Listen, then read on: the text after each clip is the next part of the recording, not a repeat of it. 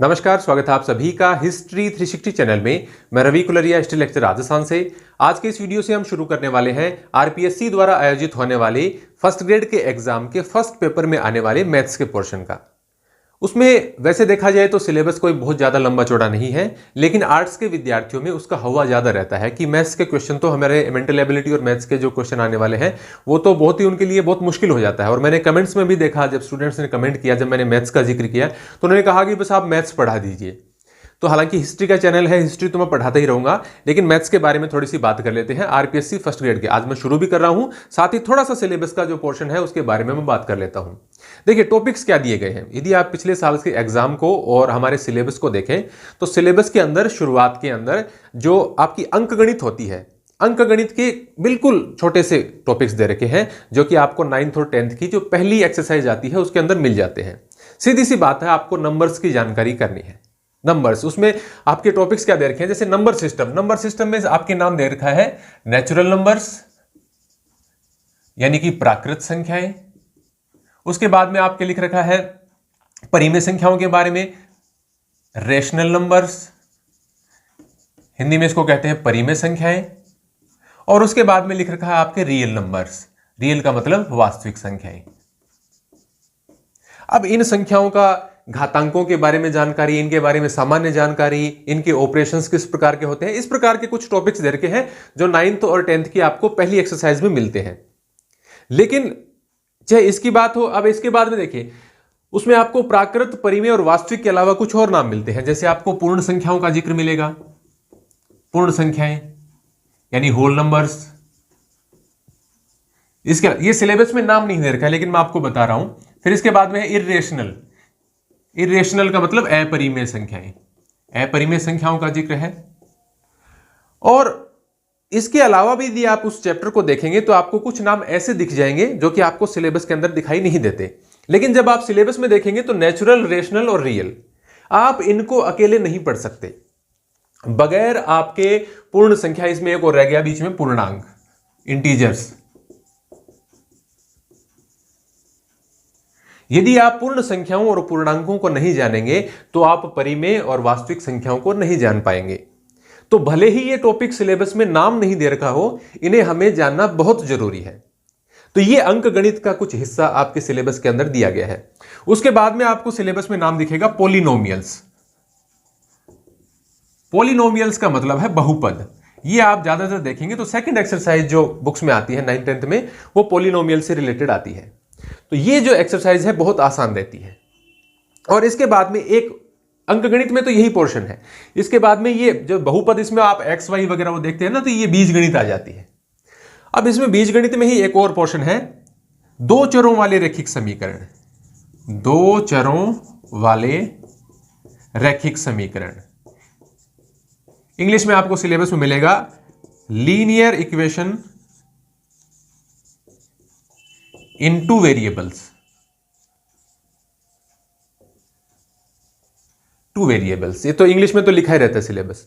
ये आपको दो बीजगणित के टॉपिक हैं। ये दोनों ही टॉपिक बहुत आसान रहते हैं, बिल्कुल भी कठिन नहीं है। लेकिन एक बात, यदि आप पीछे वाले पेपर देखेंगे तो मैंने पिछले बार भी जो 2018 वाली भर्ती परीक्षा थी उसमें भी देखा कि आर्ट्स के विद्यार्थियों ने मैथ्स के ज्यादातर क्वेश्चन गलत कर दिए। इसके अलावा आपके देखिए, ये तो है अंकगणित और बीजगणित। इसके अलावा रह जाता है जैसे सांख्यिकी, तो थोड़ा अलग टॉपिक हो गया। इसके अलावा आपके बचता है पृष्ठीय क्षेत्रफल और आयतन। किसका? त्रिविमीय आकृतियों का, cube, cuboid, cylinder, sphere and कोन, यानी घन, घनाभ और शंकु, बेलन, गोला। इनके पृष्ठीय क्षेत्रफल और आयतन और इनको एक दूसरे में कन्वर्ट करने वाले जो क्वेश्चन होते हैं वो सिलेबस के अंदर दे रखे हैं।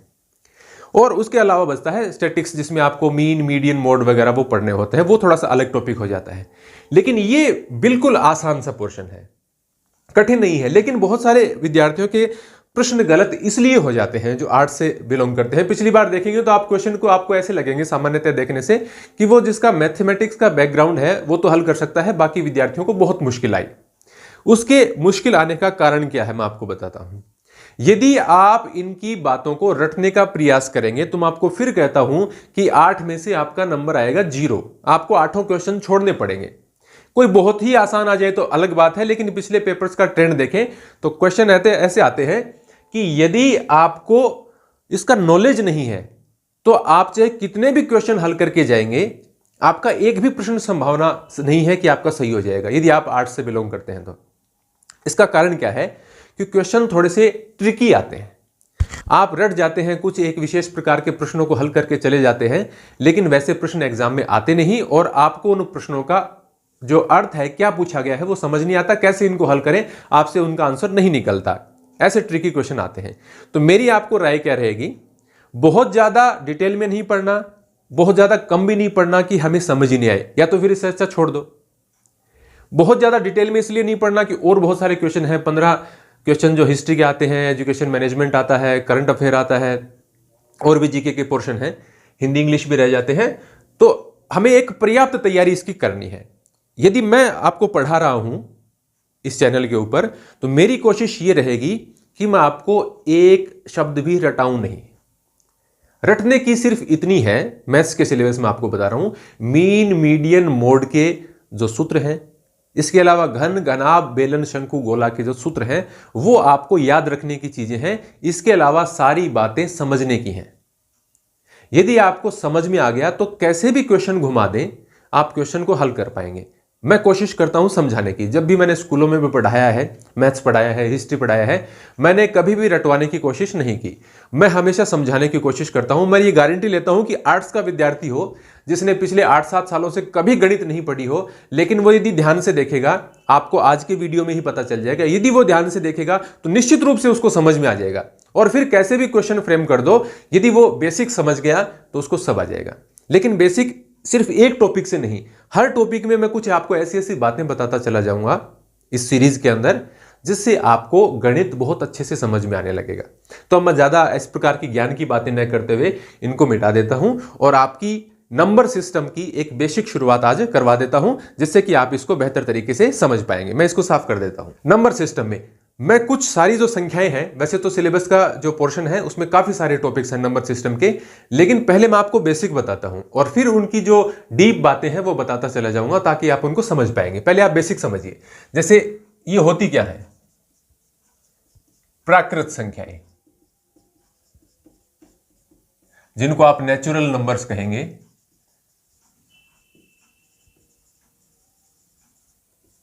प्राकृत संख्याओं को एन से लिखा जाता है, कैपिटल एन से। नेचुरल नंबर्स कौन से हैं? 1 से। ये बिल्कुल आसान बातें हैं, लेकिन इससे शुरू करना पड़ेगा। 1 2 3 4 और ये इनफाइनाइट तक जाएगा, अनंत तक, यानी ये इनकी गिनती चलती जाएगी। फिर इसके बाद में है दूसरा नंबर पूर्ण संख्याएं। इनमें जो जरूरी बात है और इनके जो आपस में रिलेशन है वो मैं बताता चला जाऊंगा आपको थोड़ी देर में। होल नंबर्स, इसको लिखते हैं W से, और इसमें आप 0 और ऐड कर दीजिए नेचुरल में, इस प्रकार से 0 और आ जाएगा। अब सामान्य सी बात यह है कि सबसे छोटी प्राकृत संख्या कौन सी है? 1। सबसे छोटी पूर्ण संख्या कौन सी है? 0। ये आपको ध्यान रखने हैं। फिर इसके बाद में आता है नंबर पूर्णांकों का। पूर्णांकों को इंग्लिश में कहते हैं इंटीजर्स। इसको आप या तो Z से लिखेंगे या इसको आप कैपिटल I से लिखेंगे। अब ये कौन कौन से, देखिए मैं यहां लिखता हूं, इसमें प्लस की भी संख्याएं हैं और माइनस की भी संख्याएं हैं। जैसे -4, -3, -2, -1, 0, 1, 2, 3, 4, इस प्रकार से। माइनस में भी अनंत तक और प्लस में भी अनंत तक, इस प्रकार से। अब इसमें आपको कुछ विशेष बातें क्या ध्यान में रखनी है। इसमें कहते हैं धनात्मक पूर्णांक और ऋणात्मक पूर्णांक, पॉजिटिव इंटीजर्स और नेगेटिव इंटीजर्स। जो प्लस वाले हैं 1 से शुरू करके, इनको आप कहेंगे धनात्मक पूर्णांक, धनात्मक पूर्णांक, या इसको आप कह सकते हैं पॉजिटिव इंटीजर्स। इसी प्रकार से ये जो माइनस वाले हैं, इनको आप कहेंगे ऋणात्मक पूर्णांक या नेगेटिव इंटीजर्स। और ये जो 0 है, ये न तो धनात्मक है न ही ऋणात्मक है। 0 नीदर नेगेटिव नॉर पॉजिटिव, तो ये न तो धनात्मक है न ऋणात्मक है, ये प्लस वाले धनात्मक हो गए, ये ऋणात्मक हो गए। तो ये आपको पूर्णांकों की जानकारी, क्योंकि यदि आप परिमेय संख्या पढ़ेंगे तो आपको पूर्णांक का पता होना ही चाहिए, नहीं तो परिमेय संख्या का कैसे पता चलेगा। तो ये पूर्णांक हो गया।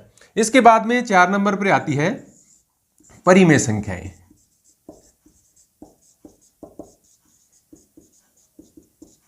Rational numbers. इसकी देखो एक छोटी सी डेफिनेशन है जो आपको याद रखनी है। वे संख्याएं जिन्हें P बटा Q के रूप में लिखा जा सके, या इसको आप A बटा B भी लिख सकते हैं, P बटा कुछ भी नंबर आप इसको अल्फाबेट दे सकते हैं, P बटा Q के रूप में लिखा जा सके, व्यक्त किया जा सके। अब यह पता होना चाहिए कि P और Q कहां क्या है। जहां P व Q पूर्णांक है तथा Q का मान 0 के बराबर नहीं है, यानी मैंने बराबर को इसको काट दिया है, 0 के बराबर नहीं है। इसका मतलब क्या होता है, देखिए परिमेय संख्या। अब मैं ऊपर समझाने की कोशिश करता हूं आपको परिमेय संख्या के बारे में। P बटा Q, P और Q क्या है, पूर्णांक है, यानी ऊपर भी पूर्णांक है और नीचे इसके डिनोमिनेटर में भी पूर्णांक है। सिर्फ ये ध्यान रखना है कि ये वाला जो पूर्णांक है वो 0 के बराबर नहीं है। पूर्णांकों को देखिए आप क्या है, पूर्णांकों में माइनस की संख्याएं हैं, प्लस की संख्याएं हैं और 0 भी है। 0 के बारे में क्या दे रखा है कि जो देखिए बट्टे की संख्या में आप इसको क्या बोलते हैं, ऊपर अंश न्यूमरेटर और ये हर डिनोमिनेटर। एक दो इंग्लिश मीडियम के स्टूडेंट भी देखते होंगे तो वो भी समझ जाएंगे। अंश और हर, अंश में कोई भी पूर्णांक हो सकता है, हर में कोई भी पूर्णांक हो सकता है। एक एक्सेप्शन है, क्या अपवाद है, 0 नहीं होना चाहिए बट्टे में। क्यों, देखिए 0 आ जाएगा बट्टे में, जैसे 4 के बट्टे में 0 आ जाएगा तो ये इन्फिनाइट हो जाएगा, फिर मतलब इसका ये हल निकलेगा नहीं। तो ये अंश बटा हर, इसमें ऊपर भी पूर्णांक नीचे भी पूर्णांक। अब आप एग्जांपल देखिए परिमेय संख्याओं के। 3 बटा 7 ये भी पूर्णांक है, देखिए पूर्णांकों में 3 आता है, पूर्णांकों में 7 भी आएगा, तो ये परिमेय संख्या है।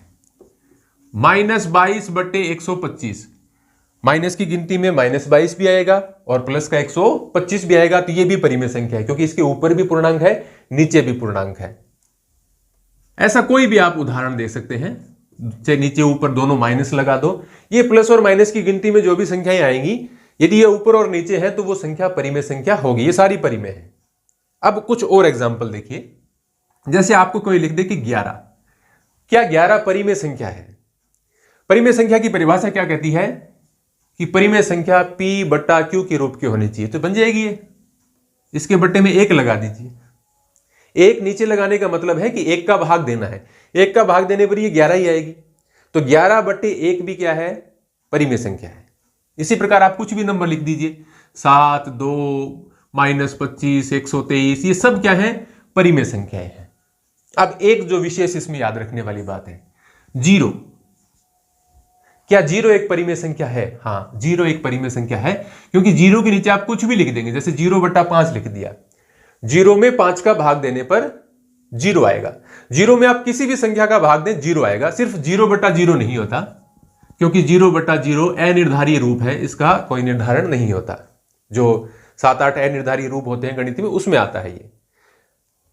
0 ऊपर हो सकता है। यहां हमने क्या लिखा है, परिमेय संख्या वो संख्या है जिसे P बटा Q के रूप में लिखा जा सके। P भी पूर्णांक है, Q भी पूर्णांक है, सिर्फ नीचे वाला जो पूर्णांक है वो 0 नहीं होना चाहिए, बाकी इनमें से कोई भी पूर्णांक हो सकता है। तो इसमें 0 नीचे नहीं है, कहां पर है, ऊपर है, तो ये परिमेय संख्या है।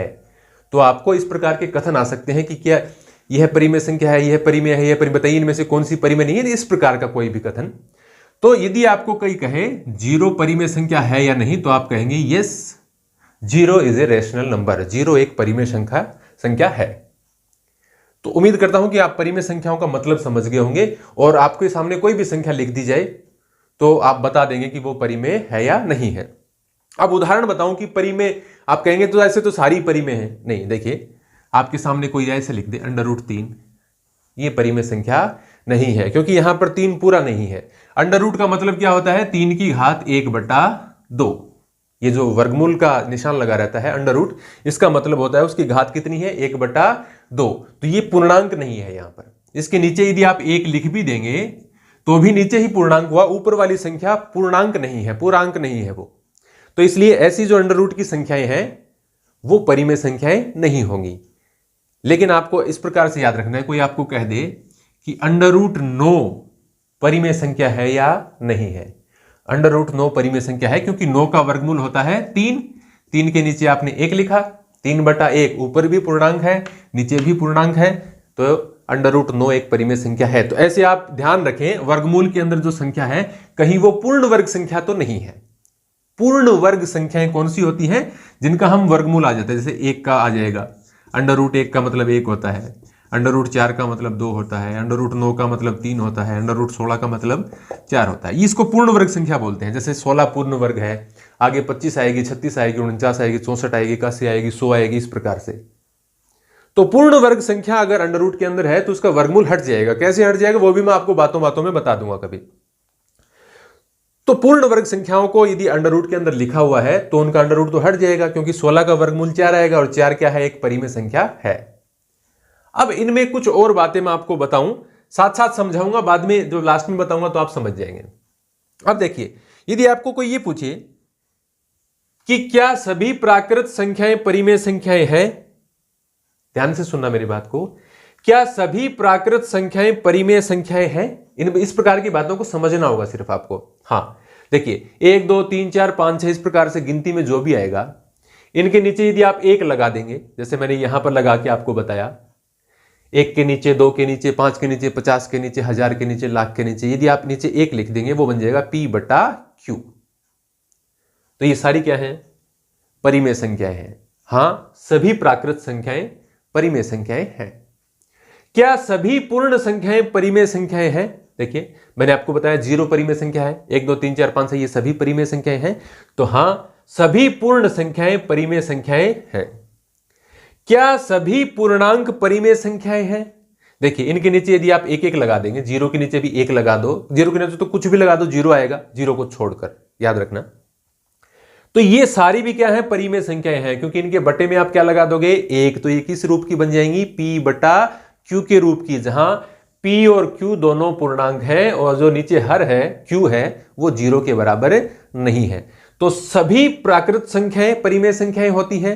ऐसा क्वेश्चन कैसे आ सकता है? देखिए कि आपको कथन दिए गए हैं कि सभी प्राकृत, बताइए निम्न में से कौन सा कथन सही नहीं है? सभी प्राकृत संख्याएं परिमेय संख्याएं हैं, सभी पूर्ण संख्याएं परिमेय संख्याएं हैं, सभी पूर्णांक परिमेय संख्याएं, और एक कोई आपको गलत दे दे तो आपको पहचानने में आसानी हो जाएगी। ऐसे कुछ और भी कथन बनते हैं, मैं अभी आपको बताऊंगा कैसे बनेंगे, वो भी मैं आपको बताऊंगा। लेकिन आपको ये परिमेय संख्याओं का मतलब आपको समझ में आ जाना चाहिए। यदि ये समझ में आ गया है तो मैं आपको अपरिमेय बता देता हूं साथ साथ यहां पर, फिर मैं कुछ और बातें बताऊंगा। हाँ, ज्यादा बातें मैं लिख नहीं पाऊंगा। ये पूर्णांक यहां पर मैं लिख देता हूं 0 1 2 3 इस प्रकार से। अब यहां पर आता है अपरिमेय संख्याएं।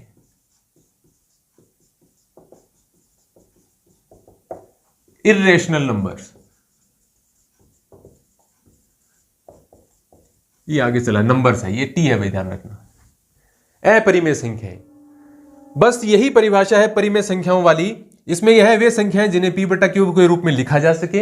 इसमें आप कर देंगे P/Q के रूप में नहीं लिखा जा सके। P/Q के रूप में जिन संख्याओं को नहीं लिखा जा सके वो संख्याएं क्या, जहां P और Q आपको याद रखना है, P और Q दोनों क्या है? पूर्णांक है, और Q 0 के बराबर नहीं है। जिन संख्याओं को P/Q के रूप में हम नहीं लिख सकते वो अपरिमेय होंगी। उदाहरण के तौर पर अंडर रूट की संख्याएं, under root 3, under root 2, under root 5, under root 6, under root 7, under root 8, under root 10। 4 और 9 मैंने नहीं लिखे। क्यों नहीं लिखे? क्योंकि अंडर रूट 4 का मतलब कितना आ जाएगा? 2, और अंडर रूट 9 का मतलब कितना आ जाएगा? 3। ये कैसी संख्याएं हैं? परिमेय संख्याएं। वैसे तो ये पूर्णांक भी है, प्राकृत भी है, पूर्ण संख्याएं भी हैं, लेकिन यहां हम परिमेय संख्याओं के संदर्भ में बात कर रहे हैं। तो जिसका जो भी पूर्ण वर्ग संख्या नहीं है और उसके ऊपर अंडर रूट लगा हुआ है वो सारी अपरिमेय है। या इस प्रकार भी हो सकता है, अंडर रूट 3/7 है तो अंश और हर दोनों में क्या होना चाहिए? पूर्णांक। जैसे परिमेय संख्या क्या होती है? P/Q के रूप की, जहां P भी पूर्णांक है, Q भी पूर्णांक है। यहां अंडर रूट 3 पूर्णांक नहीं है। पूर्णांकों में आप देखेंगे तो वर्गमूल की ये संख्याएं नहीं होती।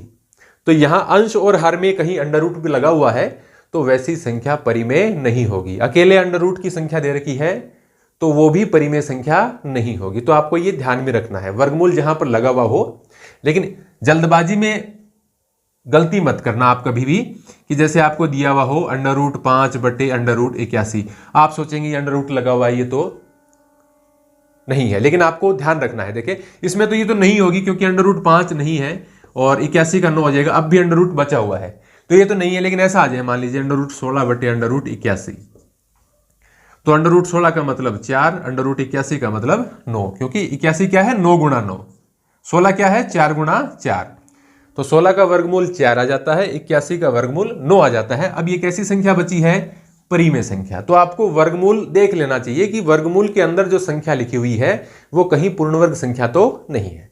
तो जिन्हें P/Q के रूप में व्यक्त नहीं किया जा सके, जहां P और Q क्या है, देखिए ये आप सोच रहे होंगे कि जैसे आर्ट्स के विद्यार्थी उनको समझ नहीं आ रहा हो कि ये लाइन क्यों इंपॉर्टेंट है। जैसे ये भी P/Q जैसी है संख्या, तो इसमें भी अंश है इसमें भी हर है, संख्या तो P/Q जैसी है, लेकिन P और Q दोनों क्या होने चाहिए, पूर्णांक, तब वो परिमेय होती है। यदि P और Q पूर्णांक नहीं है तो वो परिमेय नहीं होती। कैसी संख्या होती है, अपरिमेय। या ये देखिए 7/0, ये कैसी संख्या है, ये संख्या अपरिमेय है। क्यों है ये संख्या अपरिमेय, क्यों, क्योंकि इसके बट्टे में क्या है 0। परिमेय संख्या की परिभाषा क्या है कि P और Q क्या होने चाहिए, पूर्णांक, और Q 0 के बराबर नहीं होना चाहिए, यानी जो नीचे वाला है वो 0 के बराबर नहीं होना चाहिए। तो यदि नीचे 0 लगा हुआ है तो वो संख्या परिमेय नहीं होगी। तो ये हो गई बात परिमेय और अपरिमेय की। इसके अलावा कुछ और उदाहरण है, जैसे पाई का हमेशा आप याद रखना, पाई जिसको आप सामान्यतः तो 22/7 लिखते हो, लेकिन ये इसका एग्जैक्ट मान नहीं होता। पाई का जो मान है वो 3.1415, आगे कुछ और बहुत सारी संख्या, मतलब खत्म नहीं होता। पाई क्या होता है मैं थोड़ा सा आपको बता देता हूं। आप गणित पढ़ते जाएंगे तो आपको बहुत कुछ सीखने को मिलेगा, बहुत सी नई बातें मैं बताता जाऊंगा। ये देखिए पाई, पाई हमेशा याद रखना अपरिमेय संख्या है। कैसी संख्या है, अपरिमेय संख्या।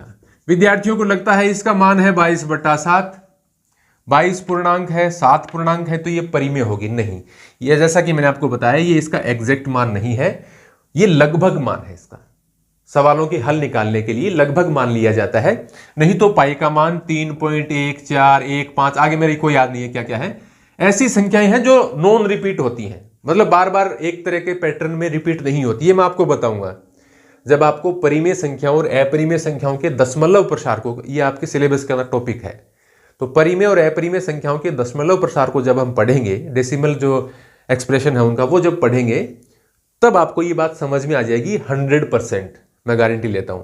अभी आप इतना याद रखिए कि पाई एक अपरिमेय संख्या है। पाई वैसे होता क्या है, देखिए कोई भी वृत्त है, सर्कल आपने सुना होगा, ये इसका केंद्र है।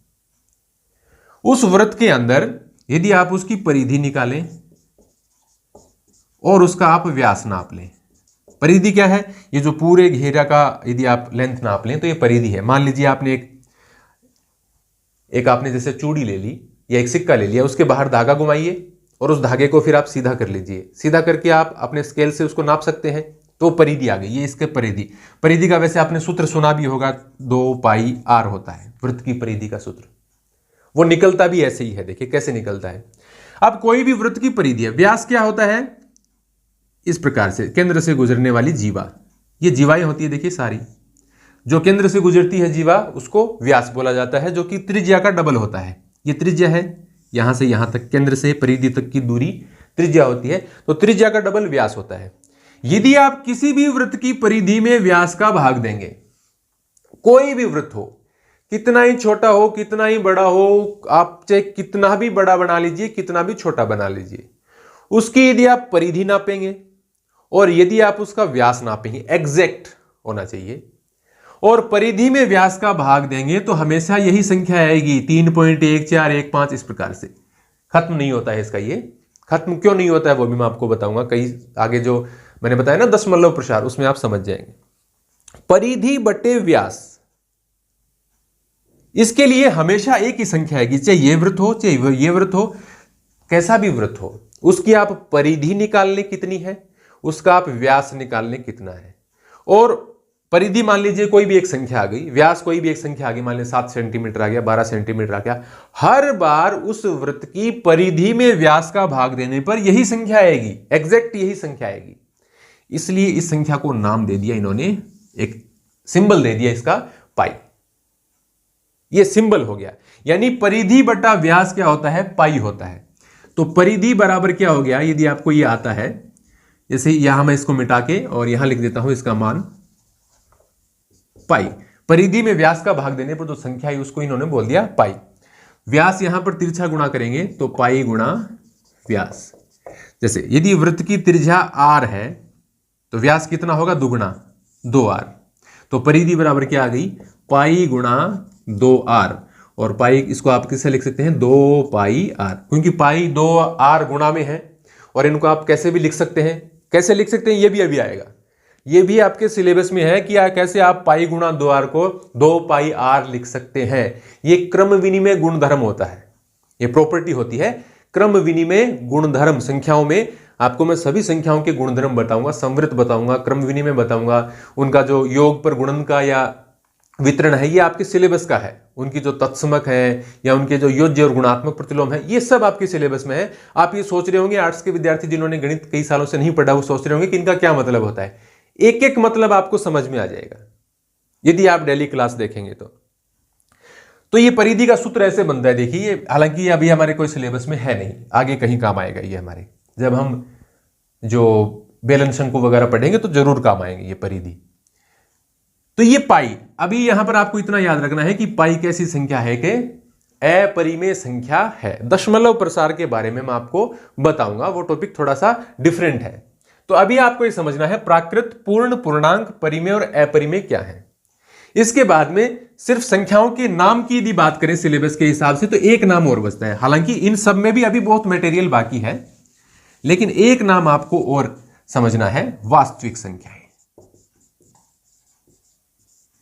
वास्तविक संख्याएं जो सिलेबस में आपके अलग से नाम भी दे रखा है। रियल नंबर्स, नंबर्स की स्पेलिंग सबको आती है, आती तो रियल की भी है।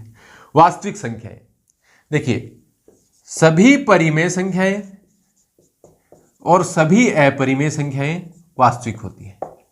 जो भी परिमेय के मैंने आपको उदाहरण बताए थे अभी वहां लिख के, जो भी अपरिमेय के उदाहरण हैं ये सभी संख्याएं वास्तविक होती हैं। यानी यदि आप संख्याओं के एक थैला ले लें, उसमें परिमेय भी डाल दें और अपरिमेय भी डाल दें, वो सब वास्तविक है। कोई भी संख्या यदि ये है √2 है तो ये भी क्या है, परिमेय संख्या है, नहीं सॉरी अपरिमेय है, लेकिन क्या है, वास्तविक। इनमें से ये सारी संख्याएं चूंकि अपरिमेय है तो इसलिए किस क्या होंगी, ये वास्तविक होंगी। जो परिमेय के मैंने आपको उदाहरण बताए, जैसे परिमेय के उदाहरण मैंने आपको 2 बताया, 3 बताया, 3/7 बताया, -11/25 बताया, कुछ भी हो। इसी प्रकार अपरिमेय मैंने आपको √3 बताया, √5 बताया, √3/7 बताया, इस प्रकार के उदाहरण। ये सभी अपरिमेय और परिमेय संख्याएं क्या होंगी, वास्तविक। वास्तविक में आपको इतना ही याद रखना है, जो संख्या परिमेय है और जो संख्या अपरिमेय भी है वो सभी संख्याएं क्या होंगी, वास्तविक होंगी। तो सभी परिमेय संख्याएं वास्तविक होती हैं, सभी अपरिमेय संख्याएं भी क्या होती हैं, वास्तविक होती हैं। तो ये आपको याद रखना है। अब आपके दिमाग में यदि ये प्रश्न आता है कि फिर वास्तविक कौन सी नहीं होती, उन संख्याओं को कहते हैं काल्पनिक। सिलेबस में नाम नहीं है लेकिन आपको पता होना चाहिए। काल्पनिक संख्याएं या उनको बोलते हैं अवास्तविक संख्याएं। काल्पनिक संख्याएं कौन सी होती हैं, एक उदाहरण बता देता हूं आपको। जैसे अंडर के अंदर यदि माइनस की संख्या दे रखी है सिंगल, इस प्रकार से यदि अंडर के अंदर माइनस आ जाता है तो वो संख्या वास्तविक नहीं होती, वो अवास्तविक होती है। आपने देखा होगा मैंने कोई भी उदाहरण अंदर माइनस लगा के नहीं लिखा है अंडर के अंदर, क्योंकि अंडर के अंदर इस प्रकार से माइनस लिखी हुई संख्या है तो वो संख्या काल्पनिक होती है, वास्तविक नहीं होती वो संख्या। ये कक्षा 11 की जो मैथ्स आती है उसके अंदर बताते हैं, उसका आयोटा वगैरह डिनोट करके उसको बताते हैं, लेकिन वो हमारे सिलेबस का कहीं कोई पार्ट नहीं है। आपको थोड़ा सा एक आइडिया होना चाहिए कि जैसे उदाहरण दे दें कि इनमें से कौन सी संख्या वास्तविक नहीं है, तो आपको थोड़ा सा याद रखना है, ठीक है। तो इसमें और इसमें देखिए एक थोड़ी सी बात मैं बता देता हूं आपको। बाहर माइनस में और अंदर माइनस में डिफरेंस है। ये एक वास्तविक संख्या है, ये एक वास्तविक संख्या नहीं है। ये कैसी संख्या है? ये काल्पनिक है। याद रखना आप, अंडर रूट के अंदर माइनस और अंडर रूट के बाहर माइनस में फर्क है। यह संख्या ऋणात्मक है, यह संख्या ऋणात्मक अंडर रूट के अंदर है। दोनों का मतलब अलग है, दोनों बिल्कुल अलग है। हमेशा याद रखना, मैं अंडर रूट के अंदर माइनस लिखा हुआ है उसकी बात कर रहा हूं। माइनस का अंडर रूट 3/7, यह संख्या कैसी संख्या होगी? अपरिमेय संख्या। कैसी संख्या होगी? अपरिमेय। और अपरिमेय है तो किस में आएगी? वास्तविक में आएगी। और इसी संख्या को यदि मैं ऐसे लिख दूं, -3 है वो अंडर रूट के अंदर लिख दूं, नीचे लिख दूं 7। यदि आपको मेरे को पता नहीं कैमरा में इतना नीचे दिख रहा है कि नहीं, अंडर रूट -3 और बटा 7 लिख दूं तो यह संख्या वास्तविक नहीं होगी। यह संख्या कैसी होगी? काल्पनिक। अंडर रूट के अंदर माइनस, थोड़ा सा ध्यान रख लेना। तो ये परिमेय, परिमेय, वास्तविक वगैरह के बारे में बात हो गई। अब एक बात मैं आपको थोड़ी सी और समझा देता हूं इसको साफ करके। अब देखिए, एक आपको परिमेय संख्या और भिन्न संख्या का अंतर पता होना चाहिए। कई बार विद्यार्थी परिमेय और भिन्न को एक ही मान लेते हैं। परिमेय संख्याएं, परिभाषा मैंने क्या बताई? P/Q के रूप की होती है, जहां P व Q क्या है? पूर्णांक, और Q 0 के बराबर नहीं है। ऐसे ही जो भिन्न होते हैं, जिनको फ्रैक्शंस बोलते हैं हम,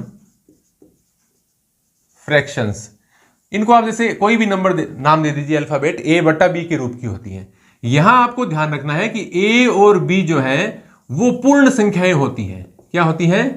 पूर्ण संख्याएं। और B 0 के बराबर नहीं, यानी नीचे वाला 0 नहीं होना चाहिए। अंतर समझिए। पूर्ण संख्याएं कौन सी होती हैं? 0, 1, 2, 3, इस प्रकार से। पूर्णांक में क्या होता है? माइनस की संख्याएं और होती हैं, -3, -2, -1, 0, 1, 2, इस प्रकार से। यानी परिमेय संख्याओं में आप जो P और Q लिखते हैं वो पूर्णांक हो सकते हैं, यानी वो प्लस की संख्या भी हो सकती है या माइनस की संख्या भी हो सकती है। जबकि आप भिन्न जब लिखते हैं तो उसमें सारी संख्याएं प्लस की मिलेंगी आपको। एक 0 आप मान सकते हैं जो न प्लस है न माइनस, तो बाकी सब ऐसा ही मिलेगा आपको। तो परिमेय संख्या आप जब भी देखोगे तो परिमेय संख्याओं में आपको जैसे 2/3 भी मिल सकता है, -4/7 भी, 2/-8, इस प्रकार से मिल जाएगा। यानी प्लस भी मिल सकता है, माइनस भी मिल सकता है। भिन्न संख्याओं में हमेशा आपको प्लस मिलेंगे, 3/7, 4/11, 5/12। क्यों? क्योंकि इसका अंश और हर क्या होता है? पूर्ण संख्या। अंश और हर क्या होना चाहिए? पूर्ण। और पूर्ण में आप देखेंगे कहीं भी माइनस नहीं है। तो भिन्न संख्याओं में प्लस माइनस का आपको ध्यान रखना है कि माइनस यदि लगा हुआ तो वो भिन्न नहीं होती। सभी भिन्न संख्याएं परिमेय संख्याएं होती हैं, क्योंकि ये जो सारे हैं ये परिमेय तो है ही, लेकिन सभी परिमेय संख्याएं भिन्न नहीं होती, क्योंकि परिमेय संख्याओं में यदि माइनस आ जाता है तो वो भिन्न नहीं माना जाएगा। फ्रैक्शन में सभी जो संख्याएं हैं वो प्लस की होती हैं, ऊपर और नीचे, अंश और हर में। अब देखिए, वैसे तो भिन्नों के प्रकार भी हैं, उचित भिन्न, अनुचित भिन्न, विषम भिन्न, सजातीय भिन्न, इस प्रकार के बहुत सारे भिन्नों के प्रकार हैं, लेकिन वो हमारे सिलेबस का पार्ट नहीं है। कहीं पर बीच में कभी काम आएगा तो मैं उसके बारे में आपको बता दूंगा। ज्यादा हम एक्स्ट्रा, जो सिलेबस का पॉइंट नहीं है और हमारे काम भी नहीं आएगा, उसको हम नहीं पढ़ेंगे। तो ये मैं मिटा देता हूं। अब आपको देखिए, पहले ही बता देता हूं मैं, जैसे मैंने आपको यहां बताया कि ये पूर्ण संख्याएं हैं, ये पूर्णांक हैं, और इसके साथ ही मैं प्राकृत और लिख देता हूं, 1, 2, 3, ये प्राकृत संख्याएं। परिमेय आपको मैंने बताया जो P/Q के रूप की संख्याएं होती हैं। अब देखिए, आपको जो सामान्य बातें, सभी प्राकृत संख्याएं, ये कथन मैं लिखूंगा नहीं और आपको रटने भी नहीं है, सिर्फ आपको समझने हैं। सभी प्राकृत संख्याएं पूर्ण संख्याएं हैं। क्या सारी प्राकृत आपको इसके अंदर दिख रही है? हाँ, एक एक्स्ट्रा ही है, 1, 2, 3, 4 ये तो सब में आ जाए। हाँ, सभी प्राकृत संख्याएं पूर्ण संख्याएं हैं। क्या सभी पूर्ण संख्याएं प्राकृत है? नहीं, क्योंकि 0 पूर्ण तो है लेकिन प्राकृत संख्याओं में नहीं है। तो 0 के अलावा सारी पूर्ण संख्याएं प्राकृत हैं, लेकिन कथन कैसे दिया हुआ हो? क्या सभी पूर्ण संख्याएं प्राकृत हैं? नहीं है, क्योंकि एक 0 इसके अंदर कम है। इसी प्रकार से देखिए, क्या सभी प्राकृत संख्याएं पूर्णांक हैं? कथन आ जाए प्राकृत संख्याएं पूर्णांक हैं, पूर्ण संख्याएं सभी पूर्णांक हैं, उनमें से गलत कौन सा है? छांटिए। क्या सभी पूर्ण संख्याएं पूर्णांक हैं? ये देखिए, पूर्ण वाले के आपको सारे पूर्णांकों में नजर आ रहे हैं, 0, 1, 2, 3, 4 आ रहे हैं। तो सभी पूर्ण संख्याएं पूर्णांक है। सभी प्राकृत संख्याएं भी पूर्णांक है। 1 2 3 4 5 प्राकृत में आते हैं, सारे इसके अंदर हैं। तो सभी प्राकृत संख्याएं पूर्णांक है, सभी पूर्ण संख्याएं पूर्णांक हैं। लेकिन इसका उल्टा सही नहीं है। कैसे? सभी पूर्णांक पूर्ण संख्याएं नहीं है। देखिए माइनस वाले पूर्ण में कहां से मिलेंगे आपको? सभी पूर्णांक प्राकृत संख्याएं नहीं है। तो कथन क्या आ जाए कि सभी प्राकृत संख्याएं पूर्णांक हैं। दूसरा आ जाए सभी पूर्ण संख्याएं पूर्णांक हैं। तीसरा आ जाए सभी प्राकृत संख्याएं पूर्ण संख्याएं हैं। और चौथा दे दे सभी पूर्णांक पूर्ण संख्याएं हैं। तो ये जो चौथा है वो गलत हो जाएगा। सभी पूर्णांक पूर्ण संख्या नहीं है, क्योंकि ये माइनस वाले आपको पूर्ण में नहीं मिलेंगे। तो इस प्रकार के कथन कैसे भी बना सकते हैं। इन कथनों को कोई सा भी कथन 4 लिख के आपको पूछा जा सकता है कि इनमें से असत्य कौन सा है या कौन कौन से सत्य हैं। तो आपको समझना पड़ेगा कि आपको दिमाग में याद होना चाहिए कि वो प्राकृत है, वो पूर्ण संख्याएं हैं और वो पूर्णांक है, और उससे हम बता सकते हैं। परिमेय में मैंने आपको बताया ये सारी परिमेय हैं, ये सारी परिमेय हैं, ये सारी भी परिमेय हैं। सभी प्राकृत परिमेय हैं, सभी पूर्ण परिमेय हैं, सभी पूर्णांक परिमेय हैं। इसका उल्टा सही नहीं है। सभी परिमेय पूर्णांक नहीं है, पूर्ण नहीं है, प्राकृत नहीं है। ये चीज है समझने की। इसको रटकर कभी भी याद नहीं रखा जा सकता। इसको रटने पर हमेशा कंफ्यूजन, रटने की बात नहीं। यदि आपको यहां पर ये रटना पड़ रहा है तो आप इसको छोड़ दो, आपके काम की बात नहीं है, फिर समझ में भी नहीं आएगा। दूसरी बात, आप मेरे को कमेंट वगैरह करके बताना कि क्या मैं थोड़ा सा जल्दी बोल रहा हूं या धीरे बोल रहा हूं, जो भी आपके अकॉर्डिंग आपको लगे, क्योंकि मैं विद्यार्थियों के कमेंट पढ़ता भी रहता हूं, जवाब भी देता रहता हूं, ताकि मुझे भी एक समझ बने कि नेक्स्ट वीडियो में क्या सुधार किया जा सकता है। क्योंकि मैं अभी तक इस चैनल पर हिस्ट्री पढ़ाता रहा हूं, आगे भी हिस्ट्री ही पढ़ाता रहूंगा। बीच में कुछ विद्यार्थियों ने, क्योंकि ज्यादातर हिस्ट्री पढ़ने वाले आर्ट्स के स्टूडेंट हैं, तो उन्होंने कहा कि मैथ्स यदि आप पढ़ा सकते हैं तो पढ़ा दीजिए। तो मैं मैथ्स अच्छे तरीके से पढ़ा सकता हूं, मुझे लगता है। आप बताएंगे कि आपको कैसा लगता है। तो अभी मैं कुछ और बातें यदि मैं इसमें बताना चाहूं, एक टॉपिक और करवा देते हैं चलते चलते, विभाज्यता का नियम। क्योंकि जब तक आपको अंकगणित के अंदर यह पता नहीं चलेगा कि कौन सी संख्या में किसका भाग जा सकता है या नहीं जा सकता है जल्दी से, तब तक आपके सवाल थोड़े से कठिन रह जाते हैं।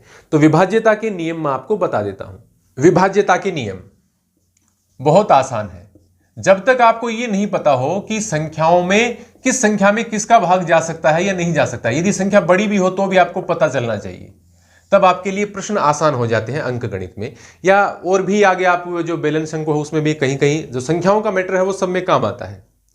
अब मैं विभाज्यता के नियम आपको बता रहा हूं। देखिए, 1 लाइक और 1 कमेंट ये आपकी फीस रहेगी।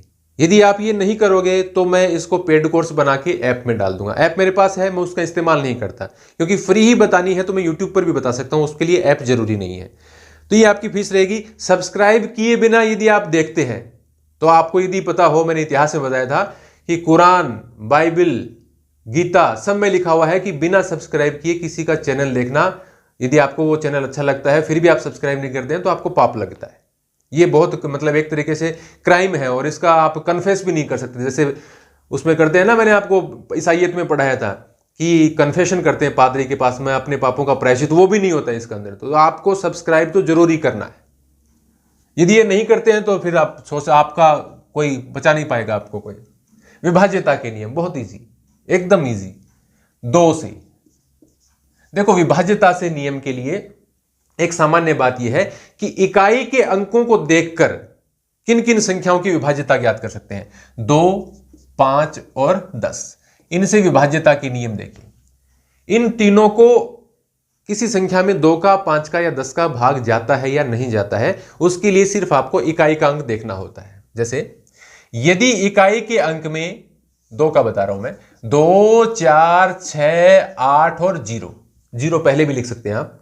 यदि किसी संख्या की इकाई के अंक में 0, 2, 4, 6 और 8 है तो उसमें 2 का भाग चला जाएगा। जैसे 122, 446, 920, 582, यानी जहां इकाई का अंक देखिए आप, ये 2, 6, 0, 2, 8 भी हो सकता है, 4 भी हो सकता है, यानी सम संख्या जिसको आप कहते हैं, उस प्रकार से आप देख लीजिए। सभी सम संख्याओं में 2 का भाग जाएगा। तो यदि कितनी भी बड़ी संख्या हो, 4, 5, 6, ये सामान्य से है, मुझे पता है, सबको आता है ये। यदि इकाई का अंक सम संख्या है या उसमें 2 का भाग जाता है तो पूरी संख्या में भी 2 का भाग जाएगा। इसी प्रकार से 5 के लिए आपको ध्यान रखना है। जैसे 5 की टेबल क्या होती है, 5 एकम 5 दूनी 10, 15, 5 चौको 20, 25, 30, 35 प्रकार से आप क्या देखेंगे 5 0 5 0 5 0, यानी जिस संख्या में भी 5 का भाग जाएगा उसके लास्ट में 4820, 31225, यानी जिसके इकाई का अंक 0 या 5 हो उसमें 5 का भाग चला जाएगा। कितनी भी बड़ी संख्या हो आपको सिर्फ इकाई का अंक देखना है कि ये 5 से विभाज्य है या नहीं है। सामान्य सी बात है ये। इसके बाद में 10 का आपको सबको पता है, जिसके लास्ट में 0 लगा है यानी इकाई का अंक जिसको 0 है उसमें तो 10 का भाग जाएगा, उसके अलावा किसी में नहीं जाएगा। ये तो है बिल्कुल सामान्य सी बात है। अब इसके बाद में विभाज्यता का नियम होता है अंकों के योग के आधार पर। 2 5 10 तो बच्चों का खेल है, अंकों के योग के आधार पर विभाज्यता के नियम, इतना तो मैं नहीं लिखूंगा। सबसे पहले मैं आपको बताता हूं 3, किसी संख्या में 3 का भाग जाता है या नहीं जाता है, बिल्कुल आसान है। उसके अंकों को जोड़ लीजिए और यदि अंकों के जोड़ में 3 का भाग जाता है तो पूरी संख्या में भी 3 का भाग जाएगा। जैसे मैं उदाहरण देता हूं 465 में आपको भाग देने की जरूरत नहीं है। 4 और 6 10 और 5 15, 15 3 की टेबल में आता है, 3 5 15, 3 का भाग चला जाएगा, तो इसमें भी 3 का भाग चला जाएगा।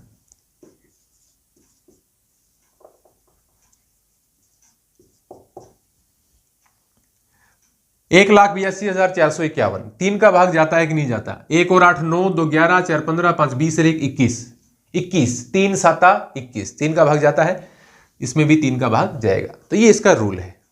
इसी प्रकार से अगला मैं आपको बता रहा हूं 9 के लिए। यदि अंकों के जोड़ में 9 का भाग जाता है तो उस पूरी संख्या में भी 9 का भाग जाएगा। 468, 4 और 6 10, 10 और 8 18, 9 दूनी 18, तो इसमें 9 का भाग चला जाएगा। तो ऐसे कोई ज्यादा टाइम पास करने की आवश्यकता नहीं है, आप बड़े बच्चे हैं, सब समझ जाएंगे। तो यदि अंकों के जोड़ में 9 का भाग जाता है तो उस पूरी संख्या में भी 9 का भाग जाएगा। यानी पूरी संख्या में 9 का भाग देकर देखने की आवश्यकता नहीं है, उसके अंकों को जोड़ लीजिए, वो एक छोटी संख्या बनेगी और आपको 9 का पहाड़ा आता ही रहता है, तो आपको पता चल जाएगा कि 9 का भाग जाएगा कि नहीं जाएगा। किसकी बात कर ली हमने? 2 की, 3 की, 5 की, 9 की, 10 की। किसकी बच गई? अब देखिए 4 और 8 की। यहां पर मैं तीसरा बता रहा हूं आपको, 4। किसी संख्या में 4 का भाग जाता है या नहीं जाता है, उसके लिए आपको लास्ट के 2 अंक देखने हैं। जैसे मैं संख्या लिख देता हूं 39 42, ये लिख दिया। आपको देखने हैं सिर्फ इकाई और दहाई से बनी संख्या, लास्ट वाली 48। क्या 48 में 4 का भाग जाता है? 4 एकम 4, 4 दूनी 8, तो इस पूरी संख्या में 4 का भाग चला जाएगा। सिर्फ आपको लास्ट के 2 अंक दिखने हैं।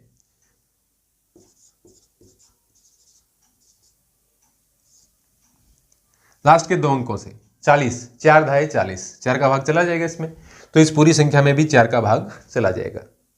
अब अगला है इसी प्रकार का 8 का भाग।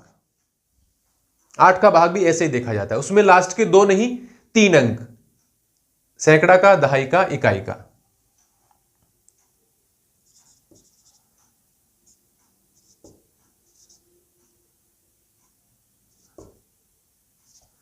इसमें देखते हैं, लास्ट के 3 अंक देख लीजिए, इसमें भाग दे दीजिए सिर्फ 8 का।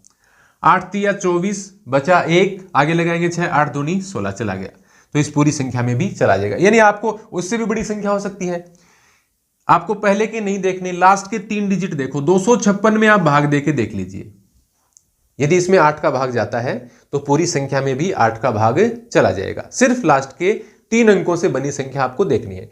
तो ये 4 और 8 के लगभग एक जैसे हैं। 4 में लास्ट के 2 अंक आपको देखने हैं, 8 में लास्ट के 3 अंक आपको देखने हैं। अब बच गया 6। 6 का कोई नियम नहीं होता वैसे।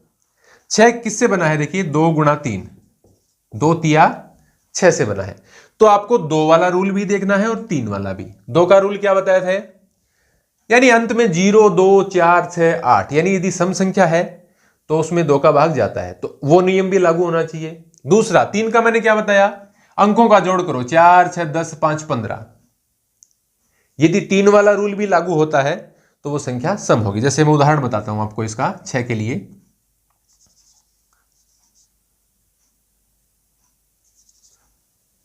ये देखिए संख्या, इकाई का अंक 8 है तो 2 का भाग इसमें जाएगा। अंकों का जोड़ देखिए, 8 और 2 10 और 8 18, तो 3 6 18, 3 का भाग जा रहा है तो इसमें 3 का भाग भी जाता है, इसमें 2 का भी जाता है, इसमें 3 का भी जाता है, तो इसमें 6 का भी जाएगा। तो ये 6 का रूल कोई रूल नहीं है, 2 और 3 का जो रूल है वही 6 का रूल है। इसके अलावा संख्या यहां लिख देता हूं मैं 7। 7 का रूल, देखिए 7 का रूल ऐसा है, मैं खुद 7 का रूल कभी याद नहीं रखता और मैंने अपने जीवन में कभी 7 का रूल अप्लाई किया नहीं कभी भी, ये चेक करने के लिए, क्योंकि ये उतना ही कठिन है जितना 7 का भाग देना। आप 7 का भाग देकर चेक करेंगे तो भी उतना ही टाइम लगेगा, और यदि आप इसका रूल अप्लाई करेंगे तो भी उतना ही टाइम लगेगा। मैं बता देता हूं, देखिए गिरेगी नहीं तो पता नहीं चलेगा। 623 में देखिए रूल क्या है कि आपको इकाई की जो संख्या है उसको 2 से गुणा करना है और बाकी बची संख्या से उसको घटाना है। मैं लिखूंगा तो आप समझ जाएंगे। इकाई का अंक कितना है 3, इसको गुणा करना है 2 से और इसको बाकी संख्या में से घटाना है। इकाई के अंक के अलावा बाकी संख्या क्या बच गई 62। 62 में से आप घटाएंगे 3 दूनी 6, 62 में से 6 घटाएंगे 56। क्या 56 में 7 का भाग जाता है? 7 8 56, तो इसमें भी 7 का भाग जाएगा। ये इसको आगे आप और भी सरल कर सकते हैं। कैसे? 56 को आप कैसे करेंगे? इकाई का अंक क्या है 6, इसको 2 से गुणा करेंगे, 6 दूनी 12, इसको बाकी बची संख्या में से घटाएंगे, 6 को आपने 2 से गुणा कर दिया तो इकाई का अंक है, बाकी संख्या बच गई 5, तो क्या आ जाएगा ये 5 माइनस 6 दूनी 12, 5 में से 12 घटाएंगे माइनस का 7, प्लस माइनस से कोई फर्क नहीं पड़ेगा।